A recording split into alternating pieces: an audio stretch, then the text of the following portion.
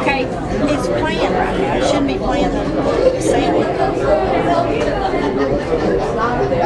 Let me check that. Did you remember? He did something. I bet it's picking up on here, but it should be picking up on here too. I mean, if we kill that, is it still gonna?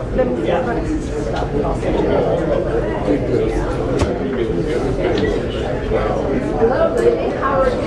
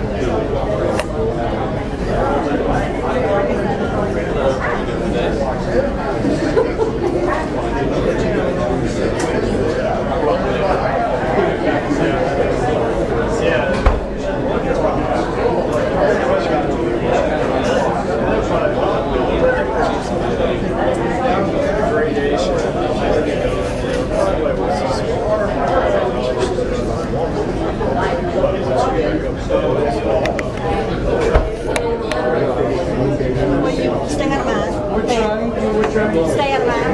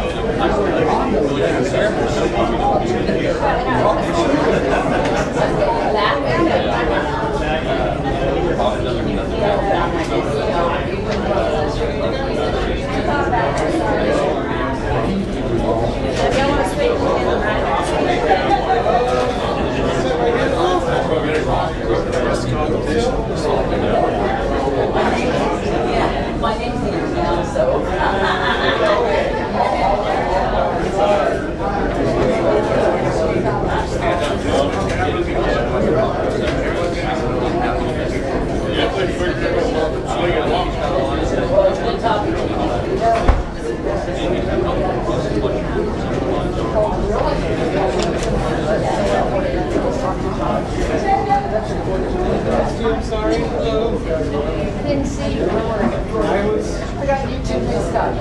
It's okay. I'm old. I can't see, but I do have a vision appointment. I am gonna do that.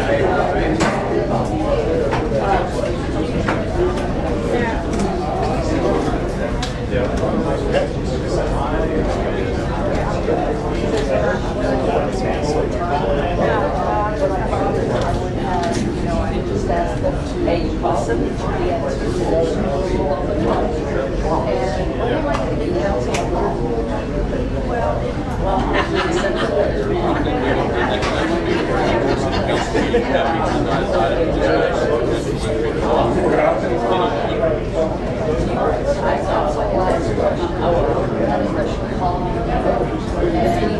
You want to do the mind, make sure that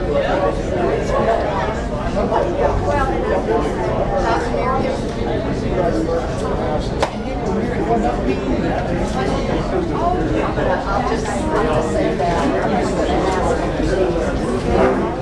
Help, my daughter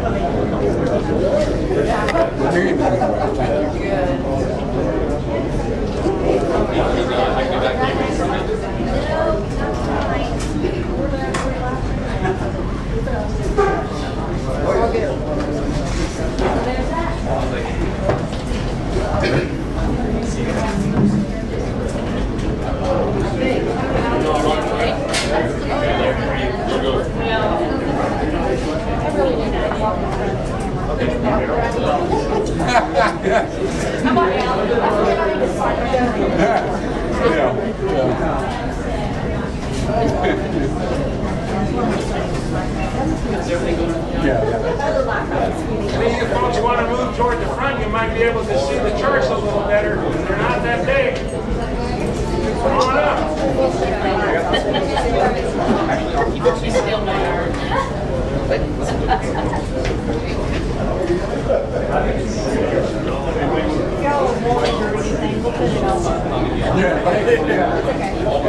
You're a YouTube sensation.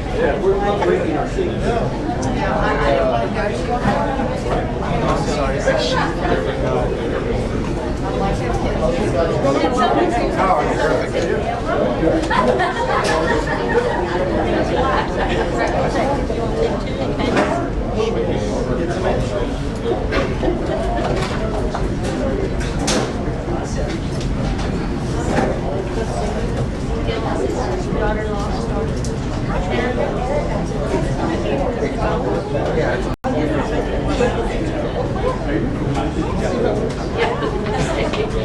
If I don't get it, you get it, vice versa. You know? I got you.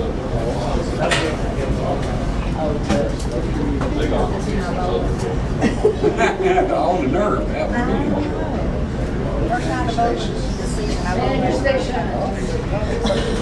Look at all this overtime you get. Glad you reminded me.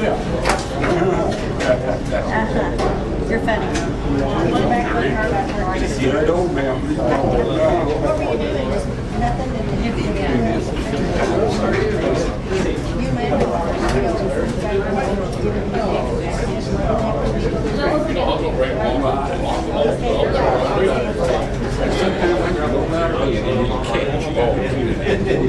I had meetings early and I had meetings late. And I had 1 hour to eat and I didn't make it.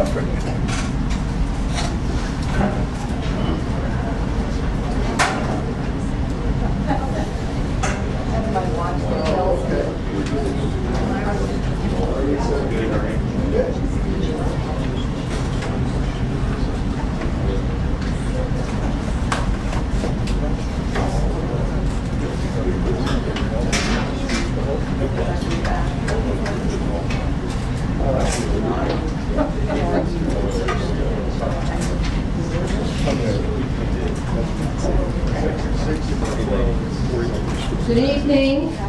Let the record show we're starting this special call meeting, town hall meeting at 6 o'clock. Let the record show also that all the council members are present. And again, in case you guys don't know them, this is Mr. Dyer, Shearhart, Byers, Mr. Carey, and Ms. Martinez. And if you don't know your districts, ask Deborah. Right. Who doesn't know his district? You pretend like you're from his district, you won't know the difference. Anyway, so we will have, public comments. However, I just would like to mention that your questions might be answered in Mr. Binford's presentation, because he had received many, many questions, and we have put some together with one big answer. So perhaps you'd like to wait until you hear the information, because you might get even more confused and want to ask more questions. I'm kidding.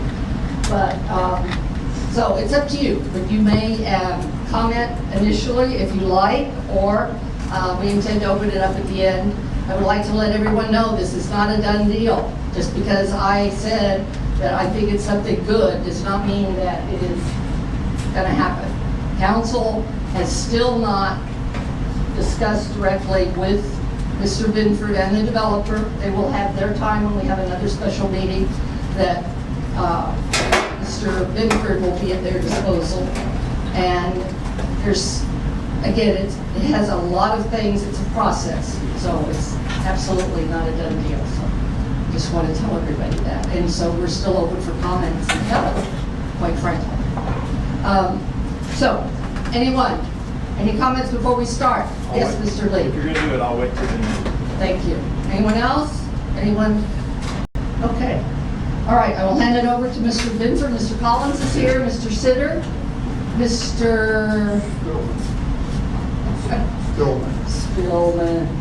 Oh, sorry. And so they're here, and Sitter is our commissioner, you know that, right? Precinct 2, wherever that is. And these two gentlemen are more than happy to answer your questions and listen. Thank you, Mayor. And Daryl Spillman is here with the engineers. He is a partner with Russell for Science, so Russell couldn't make it tonight, so Daryl's here in his stead. First, I want to thank everybody for your questions and comments on behalf of the council. Thank you for your involvement. Thank you for being here again tonight. We're going to be showing some numbers up here. There are printouts of this presentation on the table. If you'd like to get it later, you can also move up to the front. It might be a little bit easier to review this. I'm going to apologize in advance. I picked the worst time to come up with a head cold, so I'm going to be getting some water, but I'm going to talk 3.5 hours straight. Apologize. I might have to take that. Hopefully I won't take that long. But anyway, we had a group of questions that came in, and so they were really across the board, but there were 3 categories where questions were really concentrated, and that had to do with financial performance. How's the city going to pay for this? The second had to do with water rights, and the third had to do with lot sizes. So if you remember, for the ones that were here on August 20th, we presented a significant amount of information, and we knew that was an information dump, so to speak, but it wasn't everything. But we had to start somewhere. So that's where we started. So I think that it's important today, before we get to the direct questions, we're going to continue that presentation over those 3 categories, which is going to answer some questions directly. It's going to answer some questions more comprehensively that maybe beg an additional question that wasn't asked. But then we'll go through the questions that we received directly, and we'll provide answers to them, or we'll refer to the earlier presentation. So I'm going to start off with the category that we received the most questions about, and this is how is the city going to pay for this? So we're going to recap the revenues to the city. And this is net of the amounts to the developer. This is just what the city is getting back in. After any revenue splits, this is the net amount to the city. We're also not counting any of the other benefits that the city is going to receive. The contribution towards public infrastructure, the dedicated site for municipal facilities, or the additional money coming in for quality of life, additional benefit. None of that is counted into this. This is all straight revenues to the city. So first we have an O&M general fund ad valorem tax revenue. This is all over the life of the project of $8,140,214. We have the INS debt service component. This is based off the current debt service tax rate of $2,570,235. We We have anticipated sales tax revenues of $5,867,960. Building permit fees of $2,079,449. Plan review fees of $1,351,642. Impact fees of $8,033,529. Now remember, the impact fees are possibly going to be used for contribution on outside public infrastructure, assuming that the developer contributes that cost as required in the development agreement. So I'm going to talk about how we'll treat that and the INS debt service fund later, but this is the amount of money coming to the city of $28,043,209. And it's important to remember that currently this property outside the city limits produces zero revenue to the city and will not produce revenue to the city but for voluntary annexation. So when we're looking at the fund costs, I took the 2019 budget and I broke down by categories of expenditures the types of expenses that the general fund supports. And what you'll see is we had three different general categories. We have fixed costs, quasi-variable rate costs, and then variable rate costs. So fixed costs are the costs the city incurs that I'm not expecting, or the city would not expect, an incremental increase by greater territory or population. City council, there's a line item for supporting the city council that I don't anticipate we're going to suddenly start paying council members more. We're not going to go on any greater retreats, so that's a fixed cost. Library. The general fund supports the library, but there will be amenities within the development. So I'm not expecting an increased cost for the library. Parks and Rec. The development will have its own Parks and Rec, its own swimming pool. Now, quasi-variable, the city council, library, Parks and Rec, and swimming pool. So then we have quasi-variable costs. So city administrator, we're not going to hire a new city administrator, nor are we going to give the existing city administrator some immediate big raise. Same for the city secretary, same for the finance department, human resources, community development. Actually, this person's job, which we're already paying for, would be administering and incorporating this development into the city. So I expect that over the life of this project, there will be some incremental cost that increase related to these variable rate costs, but it's probably going to be over time, not necessarily linear, as and when a need arises. Then we have variable costs. Now, these costs, police, municipal court, public works, animal control, IT, and then non-departmental, which is the other category of expenditure that I'm assuming is variable, even though I didn't drill down to see what that was. I just threw it in the variable cost component because my goal here is to show a very conservative picture. Now, I'm assuming that these costs are going to increase linearly as residents come online into the development. So you're going to have a need for increased police protection, municipal court, public works. We're going to talk about public works because that's an interesting one. So I took the per resident cost of the 2019 budget and assumed the 2019 city population of 3,028, which is what the former development director gave me as the assumption. And we found that the police cost is $327.48 per resident. Municipal court is $33.07 per resident. Public works is $269.05 per resident. Now remember, the public works component is for existing aged city infrastructure. Now if you compare that to, and we have the entire city all at once, is within this budgeted amount. The public works component of the new development, we will have brand new infrastructure delivered on day one with warranties, built to city code and spec, which maybe not everything that we're currently servicing was. And the useful life is not going to be dumping or beginning on day one because this is a 24-year development. So that infrastructure comes in over phases over time. So at the end of the development agreement, some of the infrastructure is only going to be several years old, barely out of the warranty period. So I'll show you how we dealt with that in a second. Animal control, $33 per resident, and IT, $28 per resident, and non-departmental, that was the cost component, $10.30 per resident.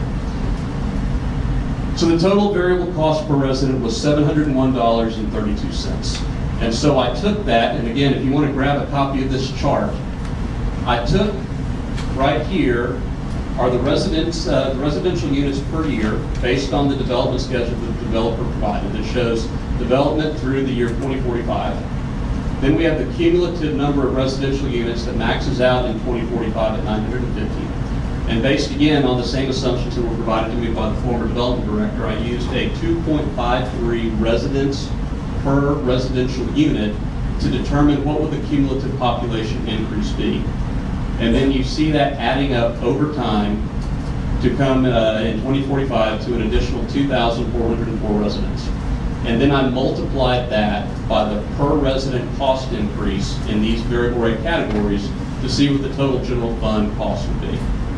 Now, I talked about public works as being a little bit different categories. So my thought is that there would be a 5-year lag before we had anywhere close to a per resident cost of the total citywide public infrastructure. But we are going to have some costs in the beginning year, so I assume that at $25,000 per year. I actually think that's a little bit generous. I don't think it's going to cost that much. But I picked up the per resident cost beginning in year 6 based off of the existing city public works expense and carried that through completion to get that category total. So what I ended up with, the total increase in general fund variable costs is $29,759,343. Now you remember our total increase in revenue was $28,043,029. So this produces a negative cost of $1,716,314.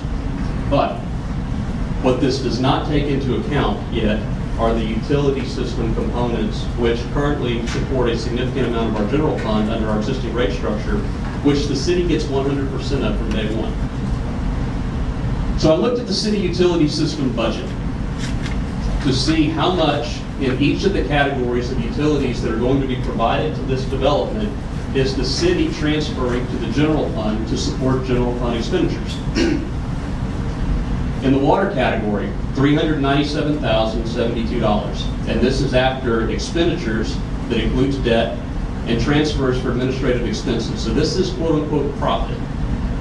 Wastewater is actually subsidized by the other utility systems at the amount of almost $500,000 per year. So that's $499,159. Now, if you remember from my prior presentation, I said the imperative to this development is a 2-tiered rate structure, to where you do not have one area of utilities that are supporting the other. Because we don't have, you notice what's missing here is electricity, which is a big general fund transfer. We don't have that here. So there should not be a subsidy of wastewater by any of these other funds. So I'm going to assume that the council is going to take my recommendation and they're at least going to zero this out. So you will impose wastewater rates so that there is no profit, no loss, and just zero. Then we have gas is $205,717.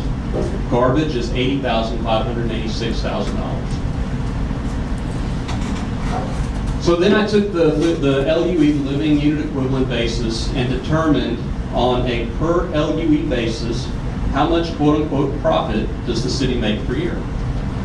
Water is $292.83.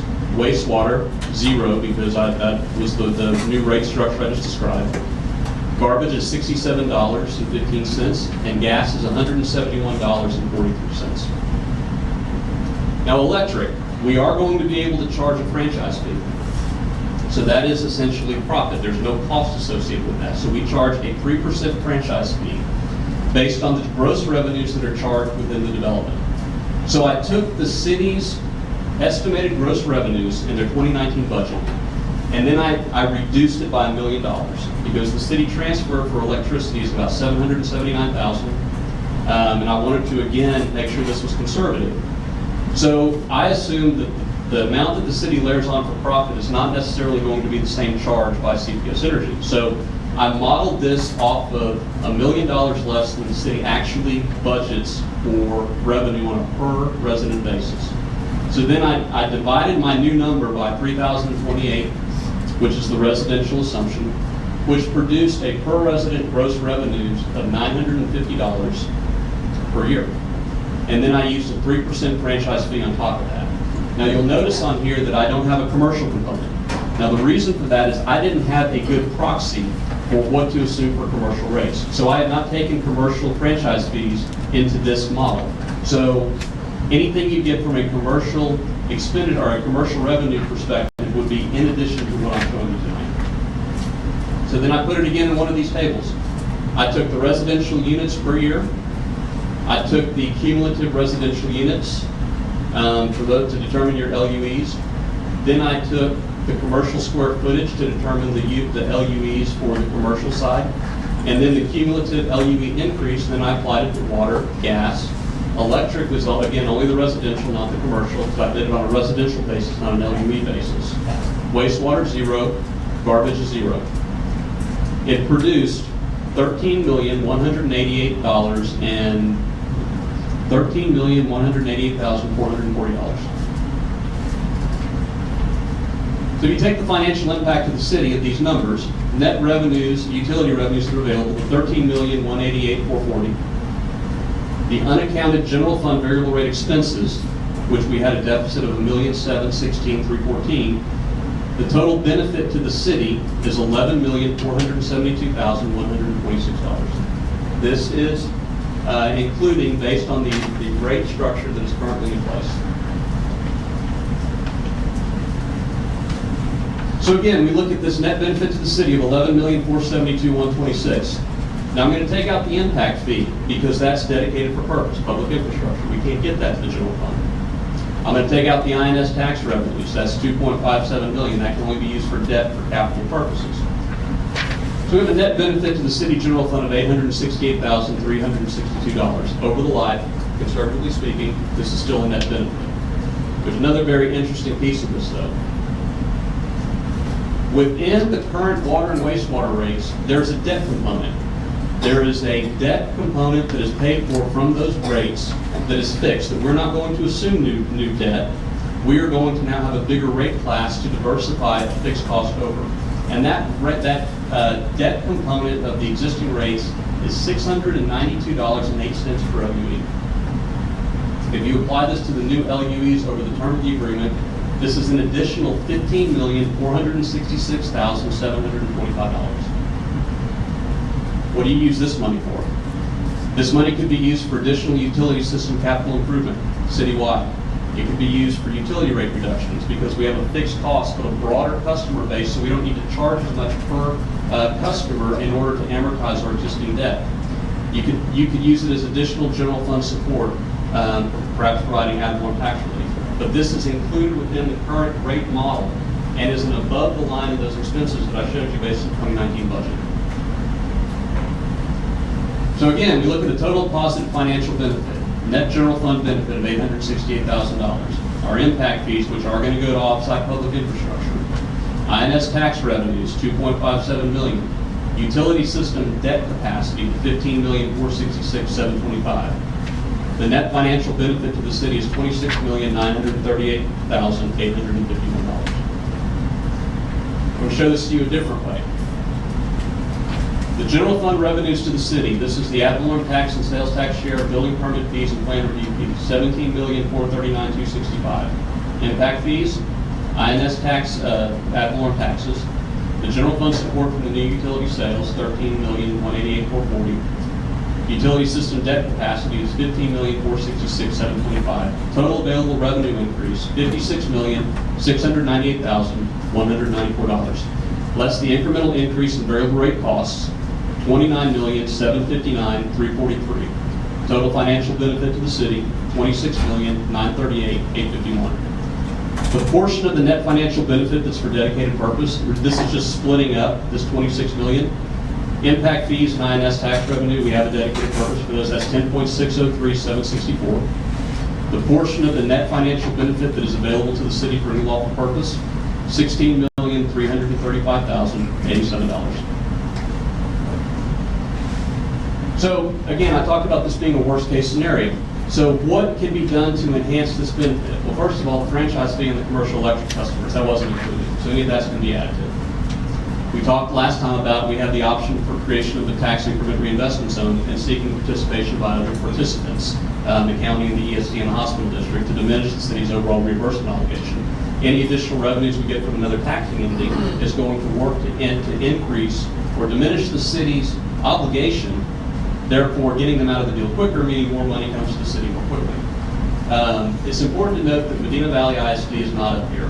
A school district is penalized by state law by participating in tax increment reinvestment zones because they're viewed to get the increase in property tax value, but not the corresponding revenue. The state essentially takes away state funding on a dollar for dollar basis, so they don't get that money. So that's why they don't participate in things such as that. If we ever impose new fees, stormwater, or tiered utility rate structure, as I've recommended, and old versus new Castroville, all these residents will pay that amount, and that will be additive to what we talked about. The city collection of additional impact fees for new development utilizing new capacity. Remember, we are putting this in on the outside infrastructure is going to be sized to accommodate other people tying in. So even though we might be reimbursing the development for what they're paying for upfront, they're also, remember, paying upfront for more than they need, so we'll be able to recoup those impact fees by other people tying in. The city has the option to refinance the development agreement reimbursement obligations when it is financially beneficial. Remember, we talked about this before, and the interest component of this is at 6%. If this thing builds out and we're producing money that covers a debt obligation, and the city could refinance a 6% obligation for 3%, or in this market 2%, then that would again accelerate your repayment and lessen your overall financial burden. We're going to talk about water rights in a second, but you have the ability to sell unutilized water rights to the developer to get water fees. If you have excess acre feet that are not currently in production, you have the ability, the developer has the ability to pay you for water rights. You have the money, then you sell them back to their customers. That's an option. Not required, but it's an option under the city code. And we talked about the public works and utility maintenance expenses. Remember, I use the expense component based on the existing city physical plant of infrastructure, which should be more expensive on a per LUE basis than brand new infrastructure. So if we have a lower overall expense component, then all of the numbers that I showed you will actually be better when you get to the bottom line because the expense component will be less. And that's assuming the same tax rate and the utility rate system. Okay. That's the end of the financial analysis component of this. So now we're going to move into the second piece, and this is lot sizes. And so we received many questions as to why we are varying or modifying our lot size requirement. The city does have a 12,000 square foot minimum lot size, but the city also has a provision within its existing city subdivision ordinance regarding planned unit developments. This is in Article 4 of the city subdivision ordinance, sections 100-71 to 85. And a planned unit development, which is what we're utilizing in this as being the structure, the basis for this voluntary annexation, is to provide flexibility in the planning and construction of development projects by allowing a combination of land uses to be developed as an integrated whole in accordance with an approved plan that protects adjacent properties. There is no minimum lot size for a residential lot in a planned unit development, provided that for each square foot by which the area of any residential lot is less than 4,000 square feet, the minimum open space is increased by an equivalent square foot of community open space. So this is the standard in the current city subdivision ordinance. If you remember, in our requirement for minimum lot sizes, we have an 8,000 square foot gross square foot lot requirement, which means that we have a 6,000 net square foot lot size, which is 2,000 square feet bigger than the minimum here, and we have a 33% increase in dedicated open space to bring that to the 8,000 square foot minimum. So this is in the city subdivision ordinance today. We've used it as a guidepost, but certainly haven't gone as liberal as the provisions allow us to go. The second is water rights. I'm not going to read this, but it's basically the city subdivision ordinance, which is section 100-25C. And this requires that any new development coming into the city has to transfer water rights to the city at the rate of 0.612 acre feet per lot or per LUE. Now, this provision, the developer is obligated to require or to comply with without variance. We have not included any of the water rights as part of the cost component. So the reason why we didn't include this in the last discussion is, first, it was a lot of data, but second, I didn't highlight things in the development agreement that didn't act as a variance to the city ordinances. And because the developer, in fact, specifically agrees in the development agreement to comply with this provision without variance, I didn't bring it up. But because of the number of questions that were raised, I'm bringing it up right now. So one of the general things that came up were, what are the developer's options with no deed? So remember that the development is currently outside the city limits. Well, lot size regulation in unincorporated areas of Texas, County, is unlitigated in our jurisdiction. In other jurisdictions of the state, there have been cases that have reached the appellate level. Nothing's reached the Supreme Court, and there's been nothing in our jurisdiction. But it is important to remember that the development is outside the city's corporate limits. So the city would be reliant on some other entity fighting the battle with the developer as to what lot sizes could be. The property is within the city's CCN, the Certificate for Convenience and Necessity. So the city is in fact obligated to provide utility service in exchange for the cost of the service. So we have to give them the reasonable amount of what it would cost to service them, and they pay for it, then we're obligated to deliver to them service. But outside city limit utility rates are subject to oversight from the Texas Public Utilities Commission. So if we had a tiered rate structure and they found that to be unfair, they could go to the PUC and challenge our ability to do that because they have no representation on our city council who is in charge of imposing rates. They're not subject to city taxes, ad valorem sales and use, or fees, building permit or plan review. So all the revenues that we talked about, they would not be subject to those. So that would give them additional revenues or profit margin to determine how they want to go about developing their development. So with that, I'm going to go into the questions. And so the first question is, who is providing the hundreds of acre feet of water required for the Collins development? I know we might pump the water out of the Edwards and put it through our system, but where is that water coming from? Please tell me that Collins is providing the water based on the number of LUVs in the development, Mr. Bobley. The answer, as I just spoke about, unless specifically identified in the development agreement as a variance to existing requirements of the city code for property within the city, all city code will apply to the development. This includes the requirement for the delivery of permanent water rights to the city as, when, and in the amount specified by city code. Notwithstanding this fact, and given the importance of this issue, section 100-25C of the city code is specifically identified as having application to the development without variance. Has the city gone over the development agreement with a fine-tooth comb? Bob Lee. I'm going to have to defer to the city council on its response. I can tell you that the city council has had the development agreement since June 20th. I've presented the agreement in executive session and now for the second time in open session, and have been available at all times to discuss provisions and have in fact answered questions posed by the various council members, and some of their commentary has been included in the agreement. Will the city chart provide a chart showing the cost of the city for the development and the revenue the development will provide to the city broken out in 5-year increments? The financial projections that I presented at the beginning show the anticipated annual revenues and incremental increases in expenses based on the budgeted 2019 general fund expenditures on an annual basis. Why is the city going to pay for public infrastructure within the development?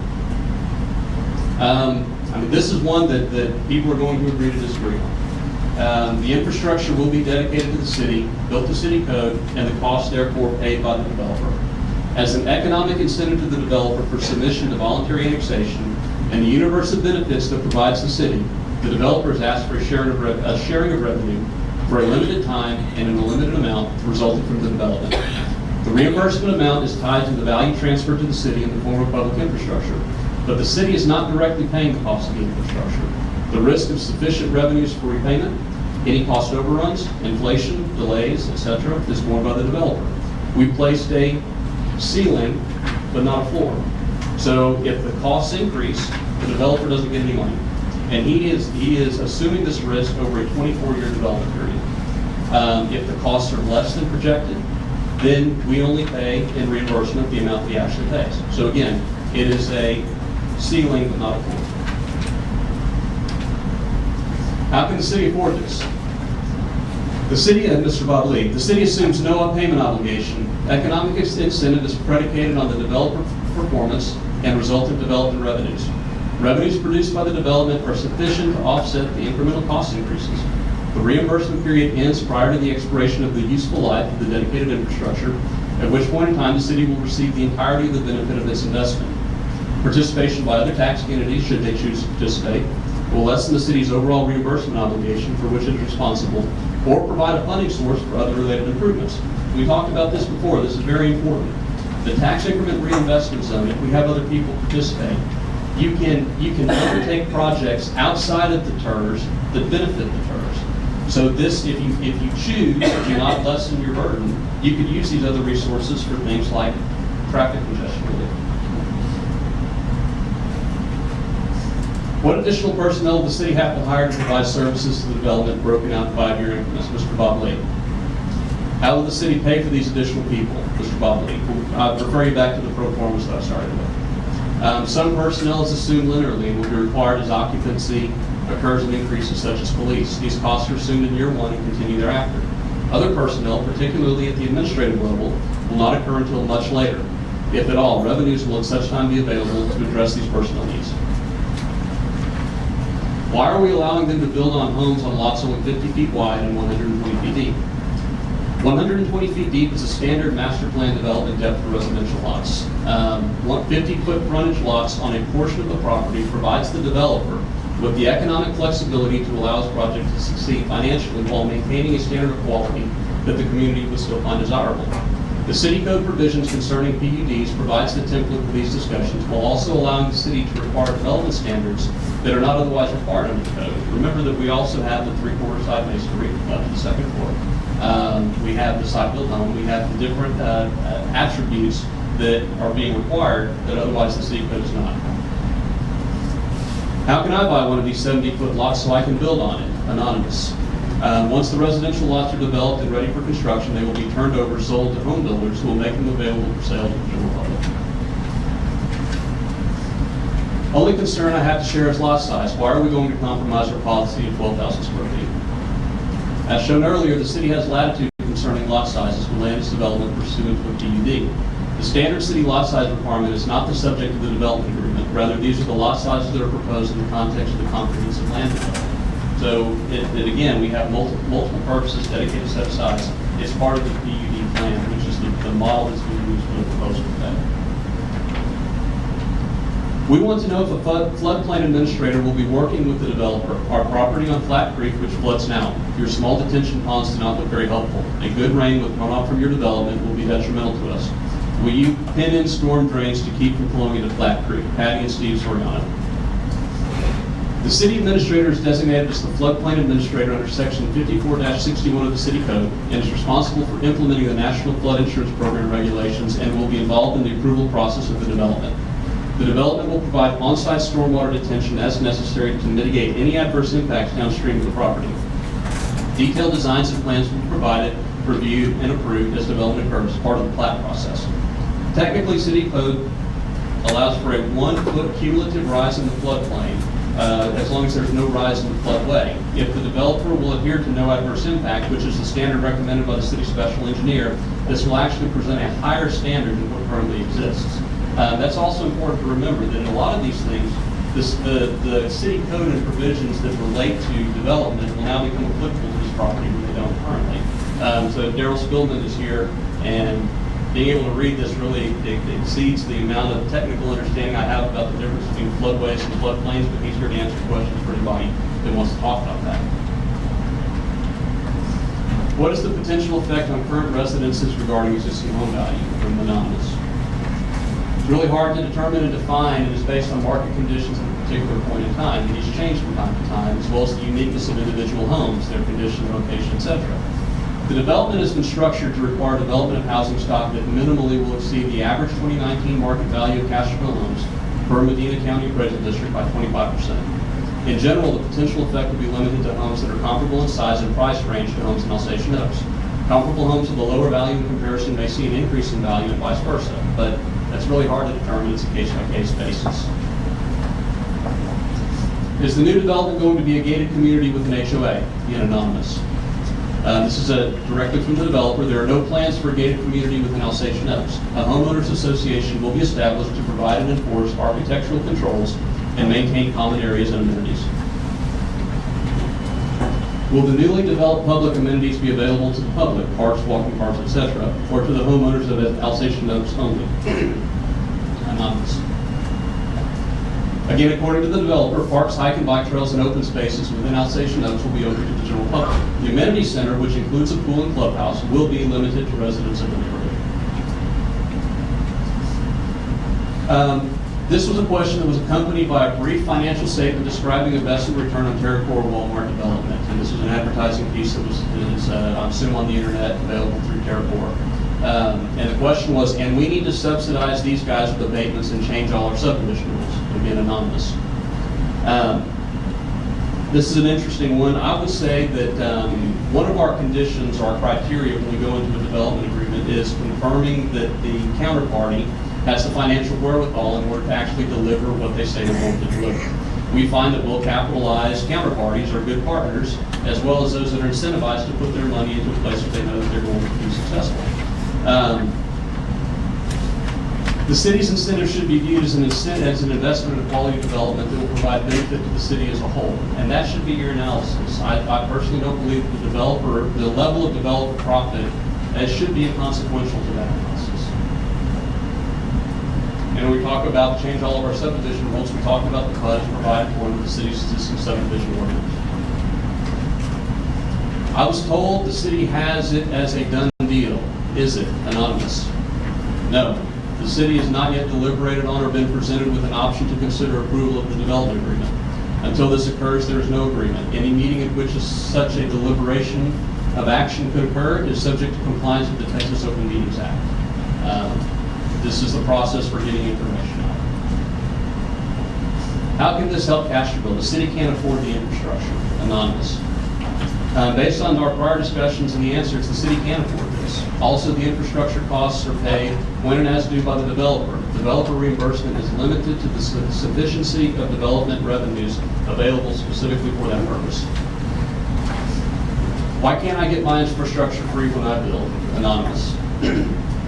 I would say that the city is currently entertaining offers from developers seeking to provide significant benefit to the city in exchange for economic incentives. This development agreement provides insight into the type of incentives it is at least willing to entertain. However, as the city addresses its issues over time and with the appropriate partners, the need to incentivize additional development will likely dissipate. And what I mean by this is when we started this discussion on the 20th, is this the best deal the city will ever be able to cut? I don't know if it is. It's the deal that's been brought to us at this point in time. Will it put the city in a stronger position to deal with the next issue? I believe that it will. Are you going to need to address these issues with private partners over time? My hope is you don't. And that will ultimately determine when and how you bring new people into the city. I'm concerned about the width of the streets. With the small lot sizes, automobiles will be parking curbside. Streets need to be wide enough for parking on both sides with room for 2 cars to pass, probably 40 to 45 feet. Anonymous. All streets are going to be designed and built to city standards as provided in the subdivision ordinances. I also visited with the developer about this, and he confirmed that all houses will have a minimum of a 2-car garage and driveways that will accommodate parking for 2 cars. Those are our questions. Before we do the open part, I'd just like to say that I know the lot size is an issue, but you're all aware of the water problems we're having right now. And I'm not saying this is an excuse, but the homes are going to be nice homes. The size of the grass that we have to water, and as CPS calls, we're in a meeting with them also because of water problems. Our grass becomes peach fuzz. But these are other things too. I wouldn't worry so much about the lot size as much as the actual structure that's going to be on the lot. The lot size is, honestly, right now at River Bluff, we have huge lots. I can't water it. I sit and water my base of my home, but that's not an excuse. That's just something to think about. And another thing that Mr. Binford said was about, remember the difference between the infrastructure inside the development and the infrastructure outside of the development.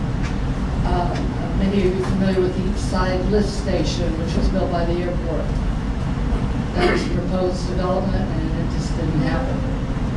So we still have a lot of infrastructure that we don't have on that side of Highway 90. And you can all drive down Highway 90 and see everything's just about, everything just about is for sale. So if this infrastructure is built correctly and to the right size, that will also dictate other development. So there's a lot of things to think about, and Mr. Binford will ask your questions as well as Mr. Stillman and Mr. Collins. And I'm just asking to look at this as an opportunity, and an opportunity that you can help us with. As we said, it's not a done deal, but it is an opportunity for a city that has some serious issues with our current infrastructure, as he said, with old Castroville versus new Castroville. And Deborah will moderate for us. She's our city secretary, so if you have questions, just raise your hand. Deborah will come to you with a microphone, and you need to state your name and where you live.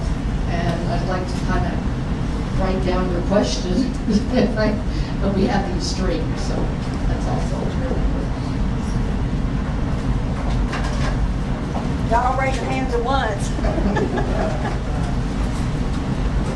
You're closer than me. I don't think I need a microphone, but you probably everybody can hear me. Well, Oh, okay. In your financial, Did you state your name? Eric Cherry, 110 Tumbleweed, Castroville, Texas. In your extrapolation, you're using current expenses for the treatment of wastewater and water services. But you didn't extrapolate those additional increases by doubling that expense into your spreadsheet. You've got the expense of the people, the labor that's going to be in there, but how are you going, you're going to have increased wastewater treatment expense by those units, plus you're also going to have water treatment expenses for fresh water. That's not exactly true. So I just want to see where you've got that in there. I got it, but the city budget that I use to determine the per resident or LUE expense Right? does not break those out. It combines them into a single category. Right? So I use them, they're embedded within that.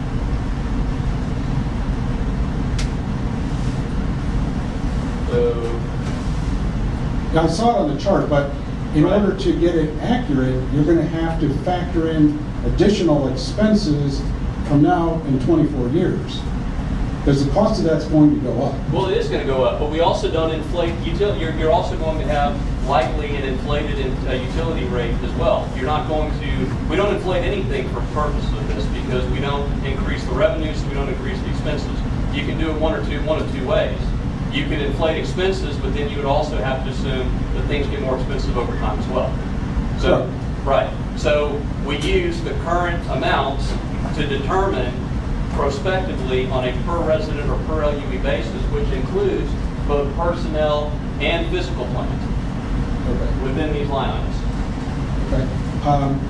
But like for police expense, we know that's going to go up, and we're just using current salary structures all the way through the extrapolation. Correct. We are. Well, but So that's going to have an effect. Well, but it could, but also remember, we haven't inflated property values, we've held them constant at day one. So just as we don't inflate 20 years down the road for police in Old Castroville, we have increases in cost of goods, which means that your sales tax, which is a percentage of cost of goods, is going to increase as well. Home values go up over time. So the same tax rate produces more money to pay for those types of expenses. So again, we could inflate that through the entirety, but that would just mean that revenues and expenses went up in concert. So I thought that it would be a better way to just take the current budgeted expenses and apply them to the current budgeted revenues to figure out where we would be. Okay. On the engineering side, where they talked about the 1 foot increase in Flat Creek going downstream, what happens if it bottlenecks and the water backs up upstream from Flat Creek? And it will. Yes. That's where I Well, live. that- Please, one at a time, because everyone needs to understand. That's where the ordinance comes in. That's where the ordinance comes in and the regulations regarding development in the floodplain. The slide that he showed up here previously showed you can't develop within the floodway, which is where the water is conveyed. The difference between that and the floodplain is where the water backs up when you actually have a 100-year storm within. The ordinance does allow development in there, but there's regulations in terms of if you develop there, you have to take into account what you're taking out of the floodplain and make sure you adjust your cut somewhere else within the project so that you have a net change of zero Within the development. within the development. We're talking about. So if we have to back up water, the water has to stay within the project. Let's have one at a time, please, so everybody understands. There was another question I heard in the back.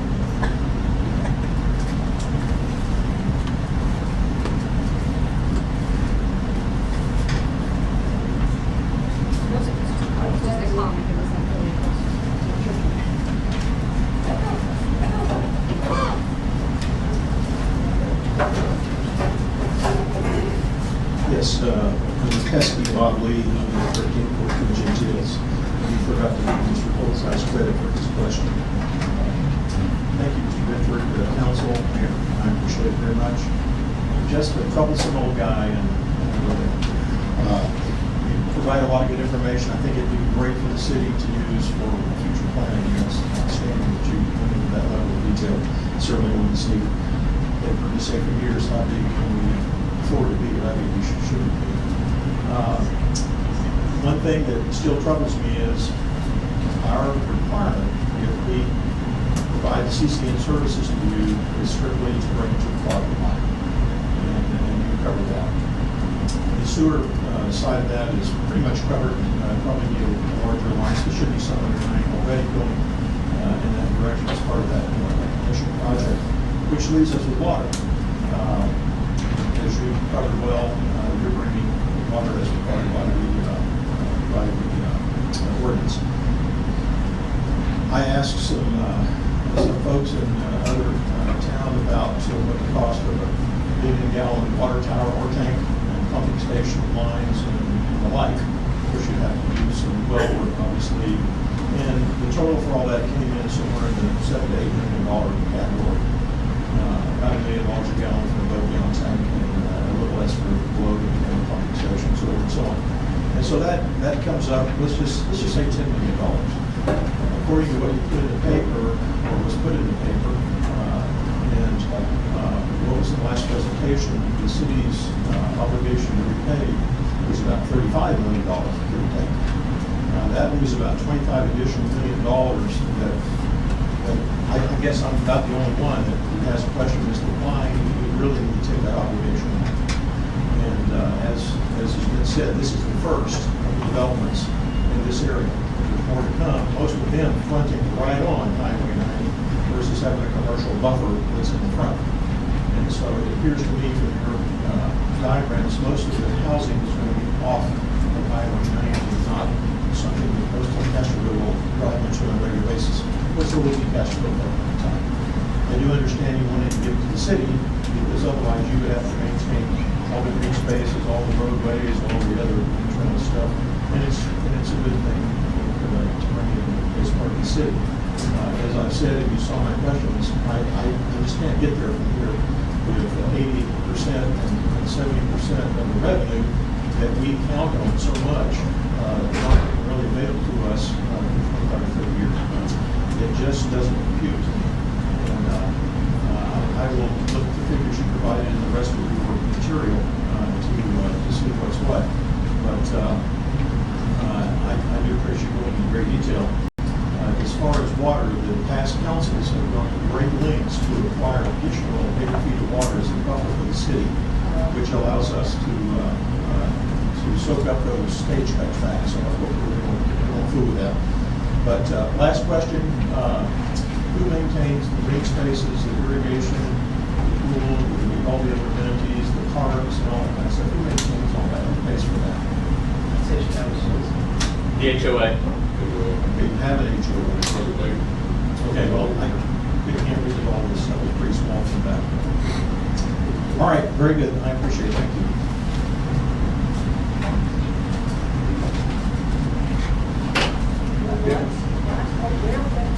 Here we go.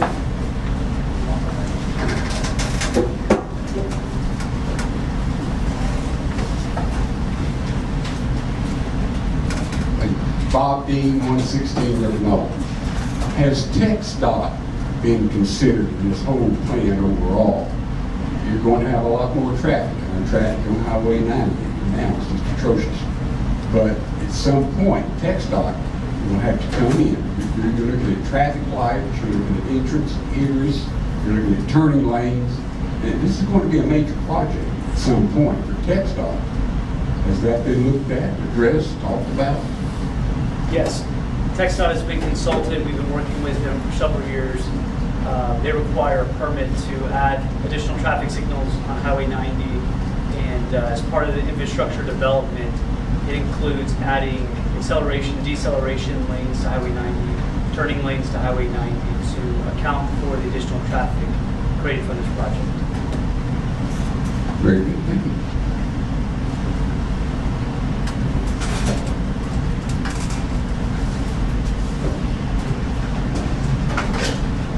I just had a question on the Kathy Eden, 1077 US Highway 90 East.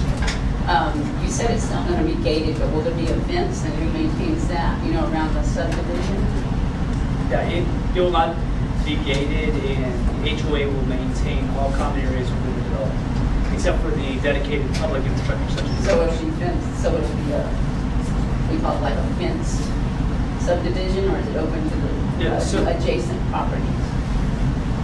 So individual homeowners will have the ability to put up their own fences, but as far as a perimeter fence around the entire project, we do not have a plan to do For that? Correct. Because our property would have butt to that, and then I know a lot of people will start considering that as parkway. So what prevents that?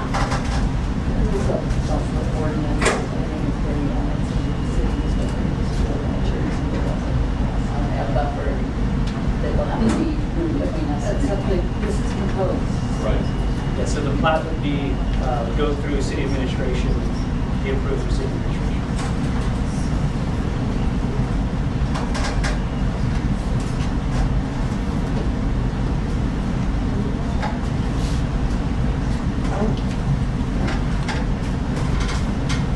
Eric Cherry, 110 Tumbleweed, Castroville. I just wanted to bring some perspective, like in our subdivision, we have 12,000 square foot lots. And I've got about a 1,300, 1,400 square foot house. So to give it perspective, everybody's got to realize that instead of one house being on their lot, there's going to be two. I don't know how you're going to squeeze two houses onto that one lot, but you're going to get to know your neighbors really well, because they're going to be right next to you.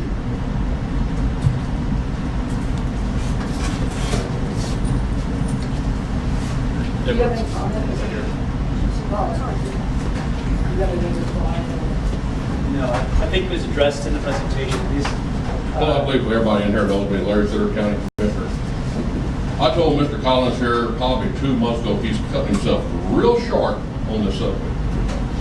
Told Mr. Benford, he's really cutting himself short. He's planning on selling 40 houses a year. The Tractor Ranch subdivision, which is a TERS, we got started 8 years ago. He came in and saved our life on it. He drew up the legals on it. That thing was a 15-year build out. August the 1st of this year, they sold out 6 years and 8 months. Sold out. We initially went in at $300,000 houses. You can ask our tax man right there in the center, the green shirt. Right now, today, the houses are averaging $449,000. They are building now houses up over $800,000. There's dozens of them. They're starting in the new section that they just added on. This thing will pay itself off. That was a 20-year payoff. This thing will pay itself off in 12 years. So, Mr. Collins, you're very humble with what you're saying, 40 houses a year. He's going to be selling 100 houses a year. With the class of house he's building is the hottest class of house there is probably in the state of Texas. Don't cut yourself short. We hope so. We went in, like I said, 300,000. Today we're averaging 449,000. As our next tax roll comes up next year, you're going to see that bumped up to probably $550,000 per house. We are on half-acre lots. We have a big demand on your small lots. We have a big demand. I got the Citterly Home Group, I have Chasmar Group begging to come in at 6,000 square foot lots. They want a house where they can come home and sit in their house, enjoy their life without having to go outside, push a lawnmower around in the yard. And they built these things in Bear County. Hopefully it would help the people my age. People want to start traveling. We're calling them blocking leaves. We're not going to call them retirement homes. And who's buying these things up right now in Bear County are young professionals out of San Antonio. They're going to be 2 and 3 bedroom. They're going to be from 1,640 to 2,200 square feet, all one level. They're going to be 2 master bedrooms with a 3rd bedroom and a half bath. That is probably one of the hottest designs there is in the state of Texas right now. We're going to have a pilot program going in up at Draker Ranch, and right now they have 2 developers that want every lot in there that they're developing at 6,000 square foot lot. You don't touch nothing. 100% of the outside of your front of your house that you see from the street is taken care of. So, Mr. Collins, I congratulate you for coming here and working with the council, working with the mayor, and Mr. Benford. I have all the trust in the world with him. He is a numbers guru. Even though he went to A&M. I don't think he went to another school to get smarter than that, like some of our county judges. He had to go to some other place to get education. He had to go St. Mary. But anyhow, for everybody here, the question y'all had, I think Mr. Lee, you're quite answered on most of your stuff you had asked. If anybody has any questions for me, we do work on 2 or 3 of these curves going on. I can tell you what we're doing on, they're working. Right now, that piece of property that Mr. Collins has back there, I looked on tax roll the other day. Do you know what you're paying me, counting the taxes on that thing? $612 a year. That's what the county gets off that 400 acres. Just build one house. One house and forget it. I'd get about $1,600. But everybody, I thank everybody for coming out here. I thought we'd have more people here tonight, but evidently people pretty well sold on it. Council, my hat's off to y'all. Y'all have some hard facts that hit together, and I think it's pretty well, either we do this thing now, or we're finished. I'd like to add on to. Thank y'all. Just for this. He's talking about the property values and taxable property. I think you're all aware we talked about new legislation, and it's well-deserved. Military have certain rates of exemptions. Homestead is an exemption. What was the other exemption we were discussing? 65. And so property taxes, you could say the average home, like 7 years ago, I looked it up, was $240, I think. And now we're back to $250.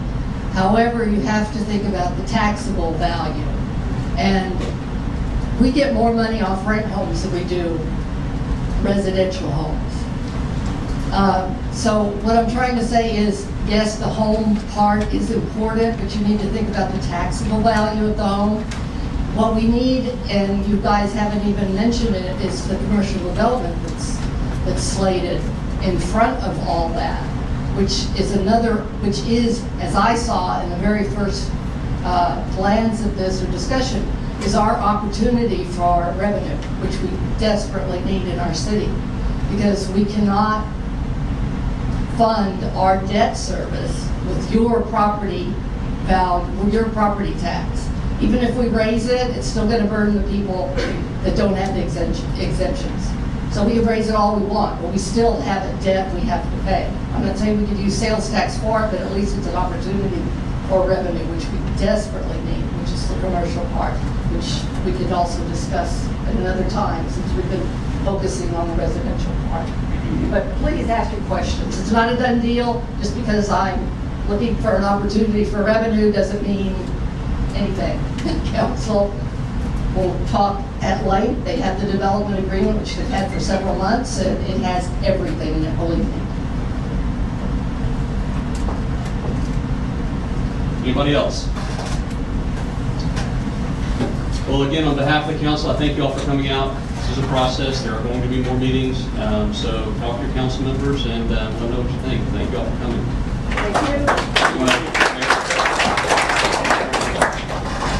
Do I have a record, do I have a, I move we adjourn at 7 o'clock.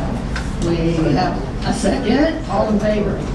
All against? Let the record show, we are. Thank you all. And please send us your questions, please, please, please. Comments, anything, it's very important to us.